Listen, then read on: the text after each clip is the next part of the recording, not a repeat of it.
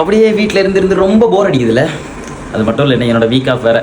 எங்கேயாச்சும் போமா அப்படி போகலான்னு முடிவு எடுத்து இருந்தாங்க. பேட்மிண்டன் கோர்ட் பேட்டை எடுத்துட்டு சிரிச்சுக்கிட்டே கிளம்பிட்டேங்க. நானும் என் தம்பியும் அப்படியே பைக் எடுத்துட்டு கிளம்பிட்டாங்க. அங்கே போய் பார்த்தா க்ளோஸில் இருந்துச்சு. இருந்தாலும் நம்பிக்கை எதுவுமே விடாமல் ஒரு வாட்டி கால் பண்ணி பார்க்கலான்னு சொல்லிட்டு கால் பண்ணி பார்த்தாங்க.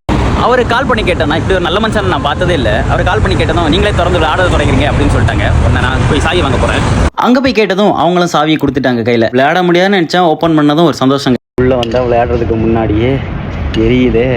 ஆனால் பார்க்க ரொம்ப அழகாக இருக்குங்க. காமிக்க ஆமாங்க, உண்மையாகவே ரொம்ப அழகாக தாங்க இருந்துச்சு. நான் என்னமோ புதுசாக பேட்டை கையில் தொட்டோன்னா ஏதோ இன்டர்நேஷ்னல் பிளேயர்னு நினச்சிட்டேங்க.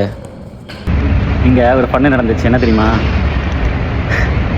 மொத்தம் 4 மேட்ச் விளையாடணும். அந்த 4 மேட்ச்சில் ஒரு வாட்டி கூட என்னை ஜெயிக்கவே இல்லை. கடிதர யாருன்னு இங்கே ஜம்முன்னு ஓசியில் காற்று வாங்கிட்டு இருக்காரே இவர் தான். கொஞ்ச நேரம் ரெஸ்ட் எடுத்துட்டு அதுக்கப்புறம் திருப்பியும் விளையாட ஆரம்பிச்சிட்டாங்க. திடீர்னு ஒரு சவுண்டு கேட்டுச்சு. என்னடான்னு பார்த்தா நம்ம மாப்பிள்ள திருப்பியும் அதெல்லாம் பார்க்காம திருப்பியும் விளையாட ஆரம்பிச்சுட்டாங்க. சரி, இந்த வாட்டியாச்சும் ஜெயிப்பான்னு பார்த்தேன். இந்த வாட்டியும் ஜெயிக்கலைங்க. இன்னோட man of the match player நான் தான். இதுக்கப்புறம் எங்கே போகலான்னு சொல்லுங்க. பாய் பாய், நாளைக்கு பார்க்கலாம்.